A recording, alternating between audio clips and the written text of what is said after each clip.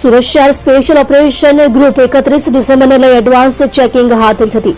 Surat special operation group police 31 ડિસેમ્બરને લઈ alert mode પર આવી ગઈ છે। એસઓજી પોલીસે ડુમસમાં ડ્રોન ચેકિંગ હાથ ધર્યું। 31મી તારીખે તહેવારને ધ્યાનમાં રાખીને ડ્રગ ટેસ્ટિંગ, મોબાઈલ કિટ અને ડ્રોનનો ઉપયોગ કરીને ચેકિંગ હાથ ધરવામાં આવ્યું હતું। મોબાઈલ ફોરેન્સિક વાનથી તપાસ શરૂ થઈ।